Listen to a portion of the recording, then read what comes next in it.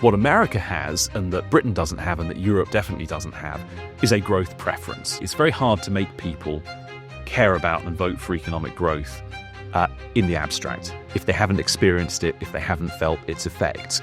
People always talk about Margaret Thatcher, but probably the greatest liberaliser of the post-war period was Roger Douglas. But he had this expression, you have to let the dog see the rabbit. Landlords are going to be much more picky and choosy about who they allow to rent from them. Even from, I say, a rational Remainer perspective, the customs union really is the one component of EU membership that you would not want to rejoin.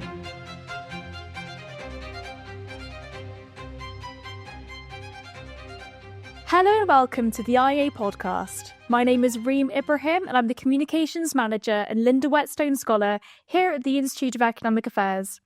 Today I'm delighted to be joined by Tom Clougherty, the IEA's Executive Director, and Christian Niemitz, the IEA's Editorial Director. We bring you a current affairs podcast with a difference. We want to go beyond the headlines and look at the foundational principles that matter to classical liberals. Today we're going to be discussing the Renters' Rights Bill, whether or not the UK actually wants economic growth. But first, let's talk about everyone's favourite topic, Brexit. Christian, Ed Davey, the leader of the Liberal Democrats, has argued that we should rejoin the customs union. Tell us your thoughts. Yeah, well, first of all, about 2 years ago, I promised not to bang on about Brexit anymore because I am absolutely bored with it. And it's one of those topics where surely I think we have to draw a line. It's everything that can be said about Brexit has been said. Nobody's going to change their mind again. But nonetheless, it just keeps coming back. And sometimes you just have to address these proposals. And I think this is a really terrible idea, even though I'm very much not a Brexiteer. I think Brexit on the whole was a massive waste of time and political energy. So if I could travel back in time to 2015 and somehow make David Cameron drop the idea of ever having that referendum, I would absolutely do it. But nonetheless, now that it has happened, and even from, I say, a rational Remainer perspective, the customs union really is the one component of EU membership that you would not want to rejoin, because that's always been the part that worked least well for Britain. So I'd say EU membership was okay as a package deal, but if you could somehow pick and choose, that is the part that you would not choose. Because the customs union is, it's an area, an entity that has a common trade policy with the rest of the world. So all members of a customs union have the same trade policy with everyone else in the world. And that means you can have, within the customs union, you can have frictionless trade. No need for customs checks. That is the advantage of it. The downside of it is that you lose the ability to have an independent trade policy. You tie your trade policy with that of your neighbors. And if you want to deviate from them, you can no longer do that. Now, that's all right if you're in a position where, say, the trade policy you want to have is basically the same as what your neighbors want to do anyway, and then there's no need for you to have that extra capacity to deviate from them. So there is, for example, a customs union between Switzerland and Liechtenstein. And why not? It's probably very one-sided. I don't think Switzerland is going to take Liechtenstein's demand particularly into account, but why would they deviate anyway from their larger neighbor? They will probably say, well, whatever deals you guys want to sign, we'll just go along with that. For them, trade with Switzerland is just really the most important part of their economy anyway, and that is the part that matters. And therefore, having frictionless trade with their neighbor, that's what's important to them. And similarly, I mean, more than 100 years ago, there was a customs union between Luxembourg and Germany, where, again, it was almost certainly, don't know the details of it, but it was almost certainly very one-sided. I'm pretty sure the German government would have just decided whatever they want to do on trade policy and treat Luxembourg as an annex. But nonetheless, for them, their attitude would have been, well, for us economically, what matters is frictionless trade with our big neighbor. And that's far more important for us than having an independent trade policy. Britain's position has always been different from that of pretty much the whole of the rest of the EU, in that most EU members trade mostly with each other. They trade more internally. Intra-EU trade is more important than extra-EU trade. So trade with the United States or China, Japan, whoever it is. The British situation has always been a bit different in that it's much more balanced. It's about half and half.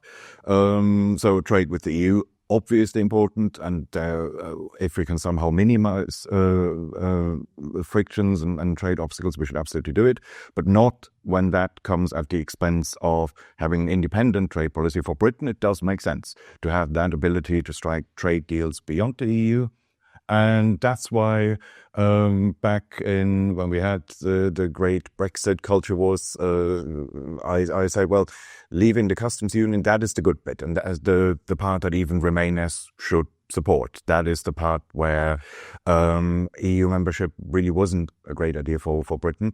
And it was a bigger problem for Britain than for, say, if you're Luxembourg and almost all of your trade is with your nearest neighbors anyway, why do you care about the ability to have a trade deal with China or so? But for Britain, Britain is in a very different situation there.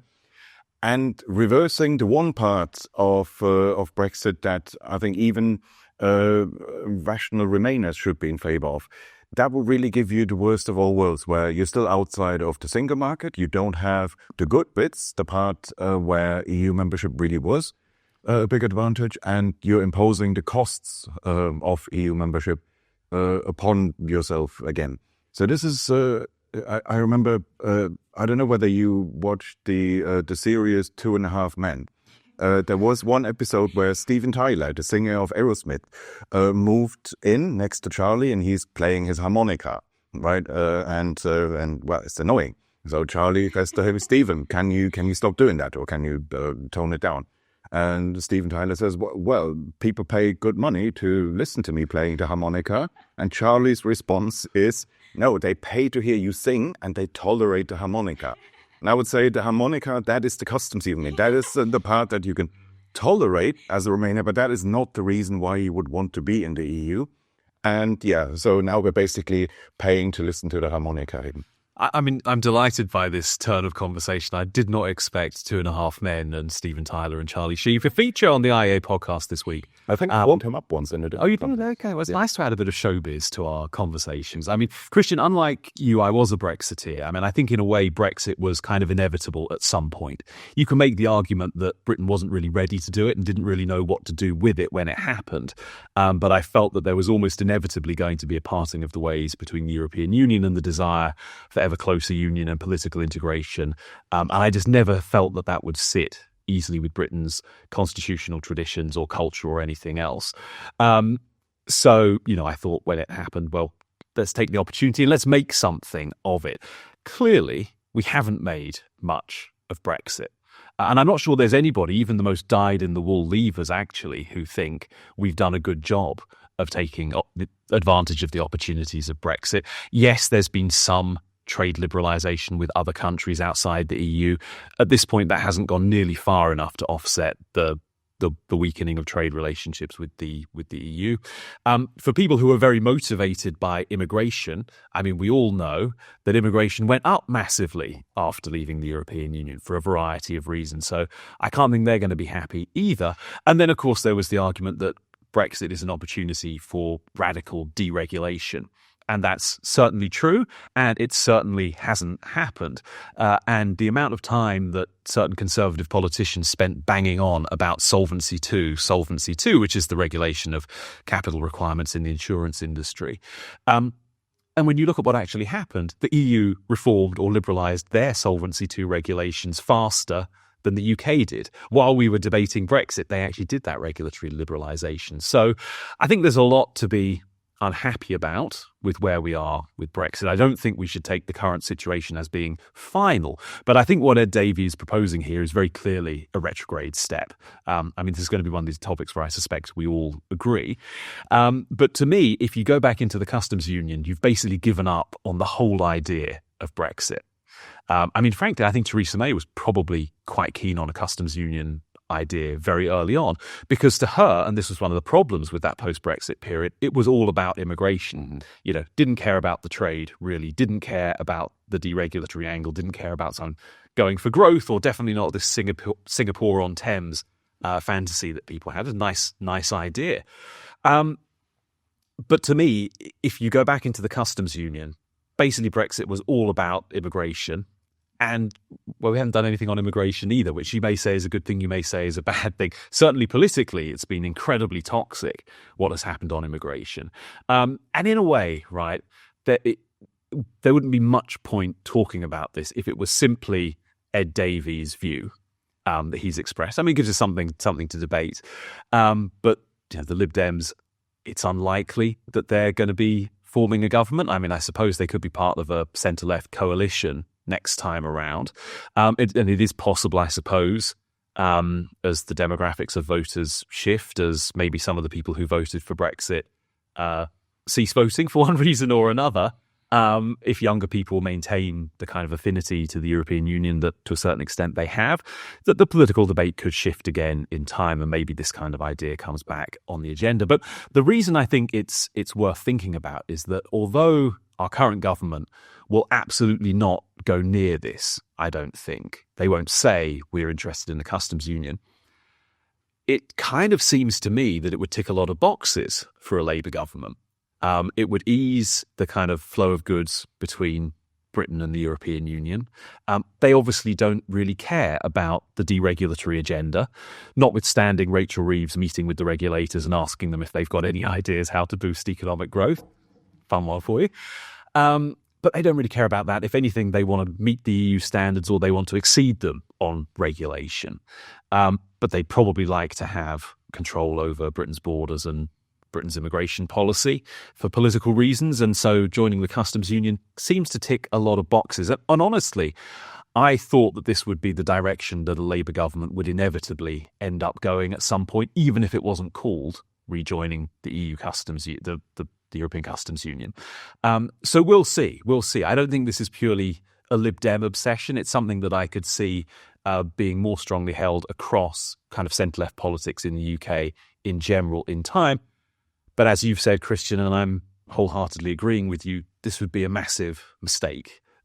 If there was one bit of the EU that you wanted to bring back in some form for expediency or practicality, you'd be much better off with the European single market. Had we stayed in the European single market, and I know you kind of favoured staying in the single market as a sort of second best option, I was quite happy with it as a halfway house to get Brexit over and done with quickly and then focus on some important issues. So you could have stayed in the single market and you could have accepted EU regulation in certain areas. You could have focused your energies deregulating elsewhere. In fact, I think you could have said this would have been quite a nice way to deal with it. If the EU regulates something, we're not going to have any domestic regulation at all. Scrap it all, because we've outsourced regulation of these bits of the economy to the EU. We wouldn't like the way the EU was regulating them, but at least we wouldn't be gold plating and doubling up everywhere. You could have liberalised agriculture. You could have liberalised fisheries. You could have gone for unilateral free trade and just said you were going to trade freely with Europe and we're going to trade freely with the rest of the world. And you're making things cheaper for consumers. Wouldn't that have been nice when you think about what happened after Brexit? But also you're increasing competitive pressures for domestic industries. So I think you're driving the kind of dynamism and growth. And people always think the point of trade liberalisation is export opportunities. Now, if you're a business, export opportunities are great. I'm not against export opportunities, but in the grand scheme of things, it's cheaper goods for consumers and it's more competition in domestic markets that really are the great benefits of free trade. And we could have had that. I think the problem is that we didn't make those arguments, and I was too young to vote in the EU referendum, but I remember these arguments. Being made. Specifically, I think the problem is there was that disconnect between how Vote Leave actually won the referendum and what it is their intentions were. And you spoke about this as sort of a potential, Singapore on Thames kind of, we were going to deregulate the UK economy, we're going to open up to freer trade across the world. And of course, if we were still part of the customs union, we wouldn't have been able to join the CPTPP. We'll only see in the future what kind of opportunities that will allow us to obtain. But fundamentally, it is those arguments that David Ricardo made about comparative advantage. And I don't think that most people that spoke about the opportunities of Brexit really fully understood why they were making the arguments for freer trade. And I also think that lots of people that voted for Brexit didn't care about freer trade. Well, and then this is what these proposals now show. This isn't really about economics. So if you put the Lib Dems who are favoring this on the spot and say, okay, what are the economic benefits here? I think it would become clear within a couple of minutes that this isn't really about economics. They're really trying to refight the Brexit culture war. So they are linking this rhetorically, this proposal, they're linking this to Donald Trump becoming president. And the whole argument being this is an anti-Trump measure, really. We need to be, I think they even used the expression to make the UK Trump-proof. And, well, first of all, they themselves are saying, we're hoping that this new customs union will be enforced by 2030. Well, and realistically, as before the reason that you mentioned, it's not going to happen now anyway, at most in a future centre-left coalition maybe, so it will be in the 2030s, but it's not a near-term proposal. By the time, if this ever happens, by that time, Trump will be out anyway. So by tying this to the Trump presidency, they're really just using this as a way of signaling we are the anti-Trump guys. And so on its own terms, it makes zero sense because they're also saying, well, we're doing this because we want to strengthen our bargaining power relative to Trump. When we talk to Trump, we want to be in a stronger position to negotiate with him. But the whole point is, if you're in a customs union, you're not negotiating with Trump. You're not negotiating with anyone. It's the customs union that's doing the negotiation. You don't have an independent trade policy. There's nothing you can negotiate about. I mean, having just made the case for unilateral free trade, let me immediately go back on that and say, if we're talking in the paradigm of conventional modern trade policy, a trade deal, a meaningful trade deal with the United States is kind of the big prize. It's probably the biggest needle mover you've got in trade policy, or maybe just in kind of British economic policy at all at the moment. And of course, it's much more complicated than just Donald Trump likes Britain, so maybe there'll be a free trade deal. But actually, it's not completely beyond the realm of possibility. I mean, we do know that Trump is obviously a protectionist, but I also think that his views on trade, to the extent that you can kind of make them coherent and analyze them, a lot of it is about, it's targeted at China and it's targeted at other countries that he thinks is kind of taking advantage of America in some way. I don't think that in the American Republican mind, those same arguments apply to the UK or similarly developed kind of America-facing allied countries. So it's not beyond the realm of possibility that we could pursue a meaningful trade deal with the US. And actually, I think that would be a very powerful thing economically. For the Liberal Democrats, of all people, and I mean, what is liberalism, political liberalism, if not ultimately about free trade? But there we go. The modern-day political liberals do disappoint in so many ways. So many ways. Very, very far from the Orange Book, I think. Yeah. But I mean, just the other thing, and I know not to put too fine a point on it, but how mind-blowing is it in retrospect when you reflect on the fact that we just prioritised ending free movement so much during the Brexit negotiations that it made everything so much more difficult than it necessarily needed to be. And then net migration tripled. It's pretty insane, isn't it? I mean, in some ways, a lot of the commentators on the right that say Brexit was betrayed are absolutely right in that. There's a lot of reasons why people voted for Brexit. Whether you agree with it or not, was to decrease immigration, and had net migration tripling, being over 600,000 and almost getting up to 1 million over the next year, I think is incredibly insane. Yeah, but we have a Brexit settlement that everybody hates. If you're Singapore intends Brexit here, you'll hate it. If you're an immigration restrictionist, you hate it for that obvious reason. Migration numbers going up, and if you're a Remainer, you'll hate it anyway. I think on the free trade point, I mean, I hope you're right about a potential likeliness for a free trade with the US. There's also the point to be made that actually the reason why importing goods is so good for British consumers is because ultimately, if you want British consumers to be able to access cheaper goods, you want foreigners to sell you cheap stuff. Yep. I think that's the best way to put it. Tom, tell us why you think that potentially the UK doesn't actually care about economic growth. Well, I should preface this by saying it's not my argument. It's an argument I'm pinching from Janan Ganesh in the Financial Times this week. And I mean, he's one of my favourite columnists. He probably would be one of the favourites among a lot of the staff here at the IEA.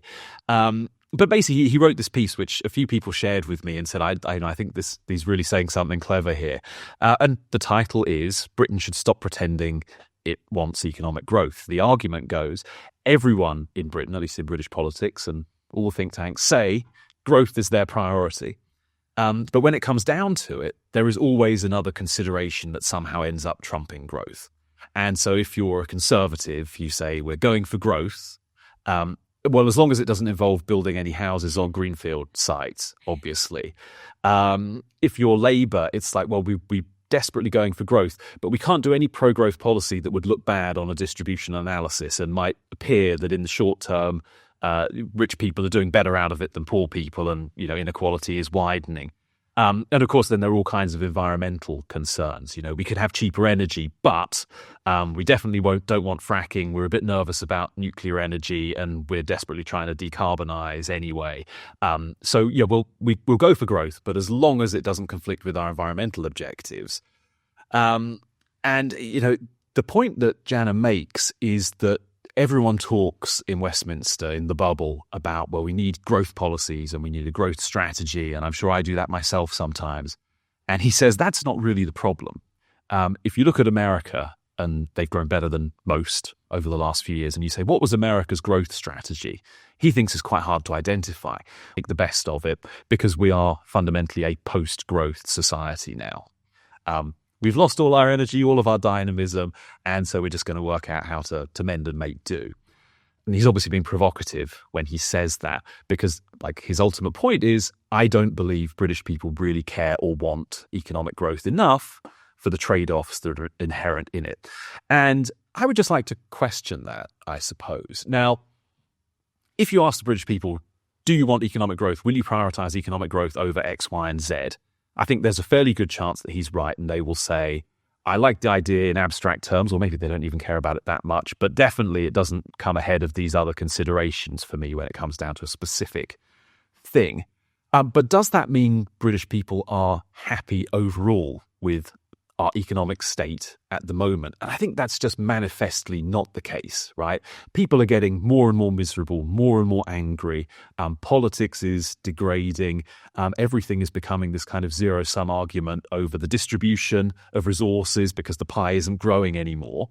So I think people are deeply unhappy. They might not really understand why they're unhappy. They might not really grasp what it would take to make them feel better about the country that they're living in. But fundamentally, I think what would make them feel better is a return to economic growth. And so that's an argument that we have to win and we have to persuade people of. And, you've got to try and get people who are making policy decisions to actually start putting economic growth ahead of some of those other considerations. Because, and I think this is a really important point, actually, it's very hard to make people care about and vote for economic growth in the abstract if they haven't experienced it, if they haven't felt its effects. People always talk about Margaret Thatcher, but probably the greatest liberalizer of the post-war period was Roger Douglas in Australia.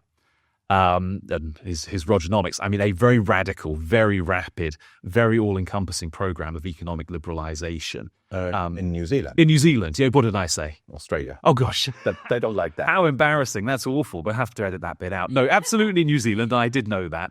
And what an exciting agenda. But he had this expression, you have to let the dog see the rabbit.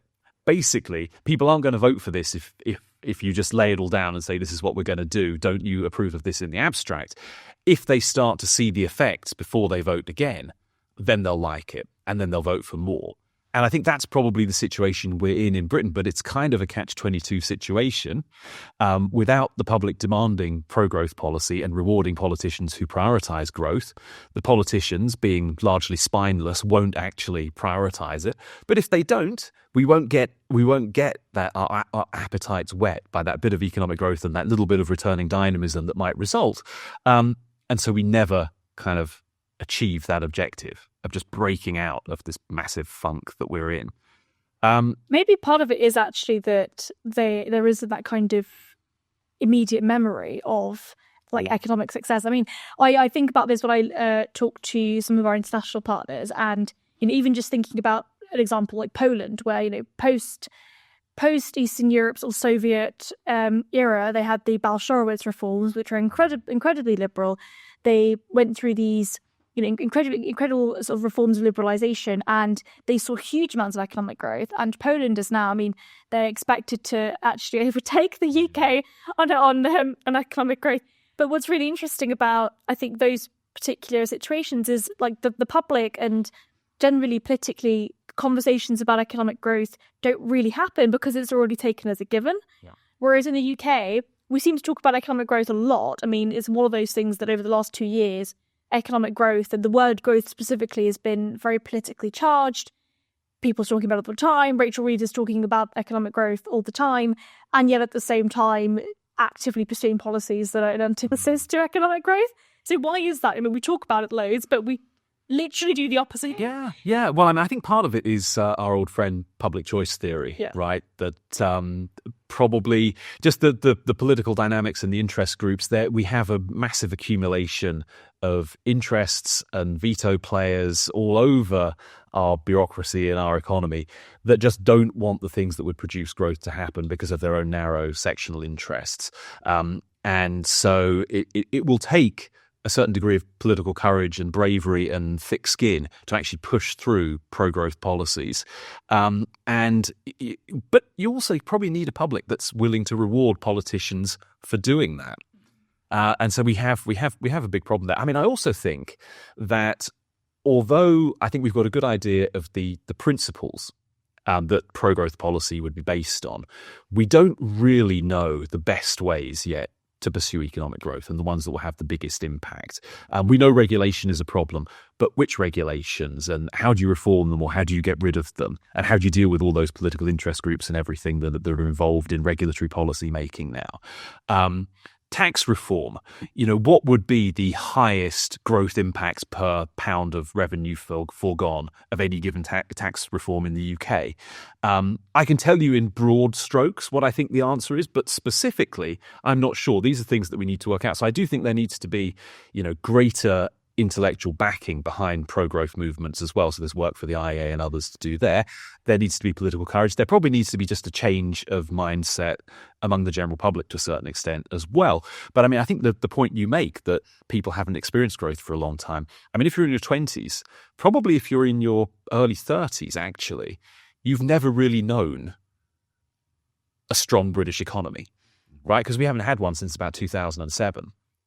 And then there's probably a lot of people who did that 15 years more. That's a long time. You forget what it was like. You get used to things just being a little bit crappy all the time. Well, I'm old enough to remember the time when growth was actually still a thing. Yeah. What I remember from the immediate aftermath of the financial crisis, when it wasn't yet clear that this would, when the expectation was still that we would bounce back relatively quickly and go back to the pre-crisis growth path. There was a movement called the steady state economy. We now call it degrowth. I had arguments with these people about 15 years ago where they said the problem with capitalism is that it requires perpetual economic growth. And I said to them, that's not really... That's not a problem. Well, it's not even true in its own terms. You could imagine a society, and that's the point that was in this FT article as well. You could imagine a society where most people are just content with their lot, don't want to be any richer, and such a society could economically stagnate, and it wouldn't be a problem.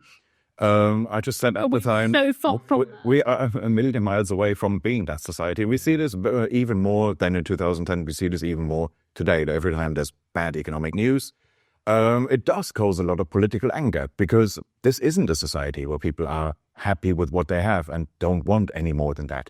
And that is the whole problem. That and then that's what he said. That in that way, we have the worst of all worlds. We have we have a steady state economy, just not the mindset that would go with it. We have a society where people aren't happy with what they have. They want to be richer. They want to get on in life economically. We just don't have the institutions that make that possible. And it's not even where I don't fully go along with him is that he says people are, when you have a choice between growth and some other objective, people prioritize that other thing. Well, okay, in terms of political decisions, that's clearly what happens. But the people who are blocking pro-growth reforms, they wouldn't accept that that's what they're doing. So if you ask a NIMBY, do you accept that this makes you, or that this makes this region locality poorer, they would say, no, it's got nothing to do with that, and then would try to deflect in some way. And similarly, with the resolution foundation, people who put everything into a distributional chart, they would also say, no, there is no trade-off between prosperity and equality. Look at Sweden. So therefore, there's also a degree of trade-off denial going on here. And I think Stian Westlake wrote quite a fun piece about this degrowth movement, which he sort of remembered from the same period as well, basically saying, I mean, look, guys, you got what you wished for. And doesn't it suck? Isn't it terrible? Yes, indeed. Let's move on to our third topic. So the Renters Reform Bill, which is now called the Renters' Rights Bill under the Labour government, is particularly interesting, I think, from this perspective, because actually when we're talking about economic growth and these perspectives about trying to ensure that there are those trade-offs that are being spoken about, and of course the fact that the working man is struggling against the oppressive wealthier person is a dynamic that is continuously discussed, and I think that this kind of regulation is one of them. So what we're seeing is a piece of legislation that has huge swathes of new regulations, and we're going to get into details in a second. But what it does mean is that there's conversations about ensuring that tenants have more power over landlords, and sort of assumes that actually landlords have much more power than tenants in those dynamics. Now, I suppose in a rental market where there is, depleted supply, landlords do technically have more power in those dynamics. But of course, the conversation about increasing supply of housing and increasing the supply of housing in the rental market specifically isn't happening. And instead, the solution, according to supporters of this bill, is to increase the amount of regulation and restrictions on landlords themselves. Now, this is a classic case of unintended consequences. So one example of a part of this legislation is the abolition of Section 21. So no-fault evictions is colloquially what they're called. Up until 2017, no-fault evictions were just generally seen as the other way you could end a tenancy agreement than Section 8. Section 8 is what you would usually use or officially use for bad tenants, so a tenant that doesn't pay their rent on time, doesn't look after the property, etc., etc. That requires huge swathes of, huge amounts of money, because you have to go to court and you have to prove that they are a bad tenant. So most landlords would just use Section 21 to evict bad tenants. But of course, the term no-fault eviction makes it sound as though it's actually that the tenant is not at fault at all. If you're a landlord, you want a tenant that is going to look after the property and pay their rent on time. If they're not doing those things, then you are incentivized to want them to leave. Now, this Renters' Rights Bill is going to ban what they call no-fault evictions. So if you want to evict a bad tenant after a tenancy agreement, you have to go through Section 8, which is very, very lengthy, costs the landlord a lot of money because they have to pay for the court process.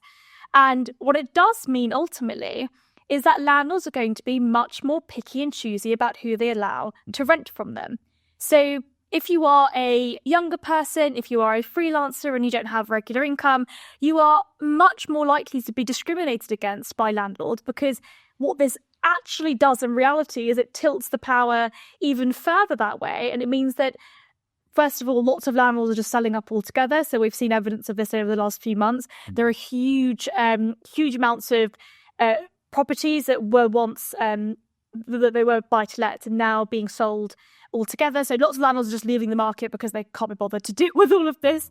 And at the same time, it means that there's an even lower supply of properties available to rent on the market.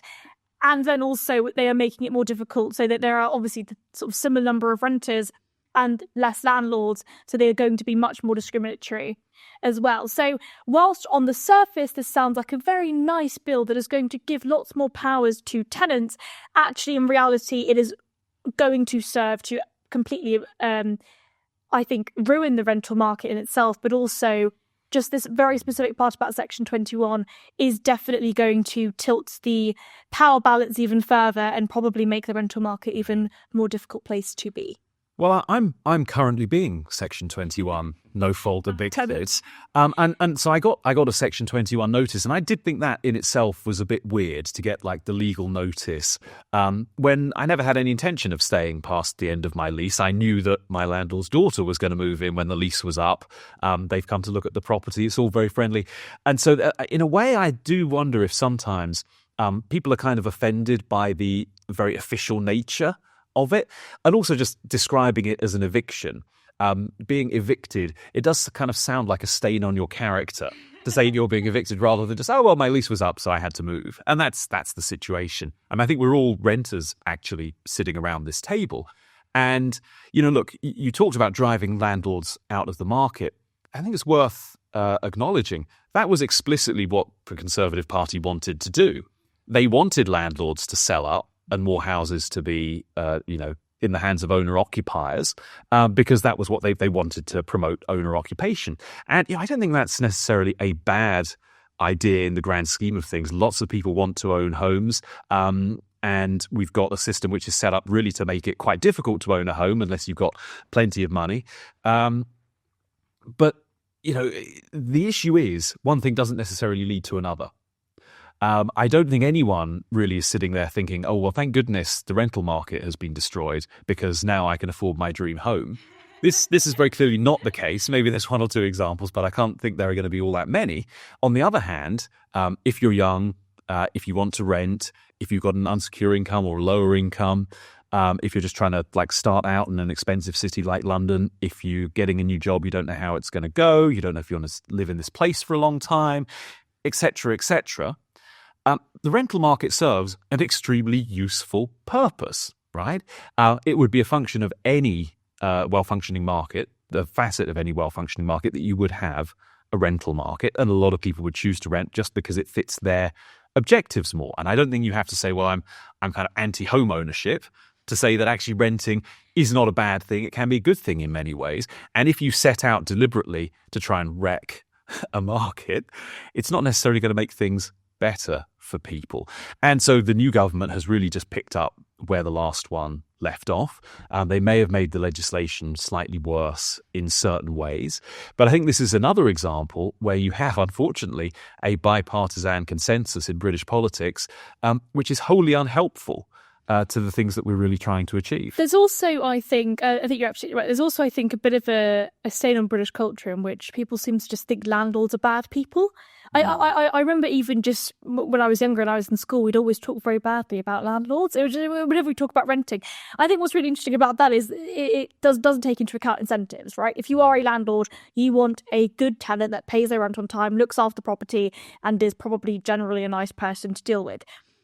If you take away the incentive, you make it more difficult for those landlords to evict a potentially bad tenant, they're going to take into consideration so much more about that person. And it does ultimately mean that the Renters' Rights Bill is going to cause more discrimination. It's going to mean that landlords are much less likely to take on someone like me that's very young and only sort of started their career a few years ago, rather than an older person who has a regular income and is much more likely to pay their rent on time. So ultimately, the Renters' Rights Bill, whilst intended to protect tenants, is just going to make the rental market much worse for those people. Well, because they've also limited advance rent. Yes. And the size of deposits that you can ask people to put down and everything. And again, this is a seemingly well-intentioned policy that actually has precisely the same effect. So people who are not good bets as tenants, even if actually they're going to turn out to be great tenants, if they look risky on paper, you've removed the opportunity for landlords to kind of limit their risk in a variety of ways. So again, it just makes it harder for people to find something. Now, obviously, there are bad landlords out there, right? And you want to deal with bad landlords, but don't throw the baby out with the bathwater. And also the fact that if you want, so for example, like properties that we've seen stories about properties that have, huge amounts of mold in them, that landlords don't care about the property, don't look after it. If you want tenants to have more power over where they choose to live, build more houses and increase the supply of properties available on the rental market. It really is just looking at the way in which the economic, the dynamics and what they look like, but also the amount of power a tenant has really is based on how many options they have. If a tenant has the options available and landlords have to compete for tenants, they're going to be incentivized to look after the property, ensure that if the washing machine is broken, it's fixed immediately. There is a greater incentive. Whereas in the current rental market, and this bill is only going to make it worse, where landlords have their, really huge pick of who their renters are, they are actively incentivized not to look after the property as much as they otherwise would be. Yeah, there was in the 1960s, I think it was, there was an IEA paper by Hayek himself where he talked about how political terminology was being devalued, eroded. I think if he was around today, he would include this term "no-fault eviction" in that. That's a massively loaded term, which just massively biases the debate. In a sense, a no-fault eviction is really just an expiry of a fixed-term agreement, and we have this in other areas all the time. If you say rent a car for 3 days, then yes, after 3 days you return it. You could say you're being evicted from the car through no fault of your own.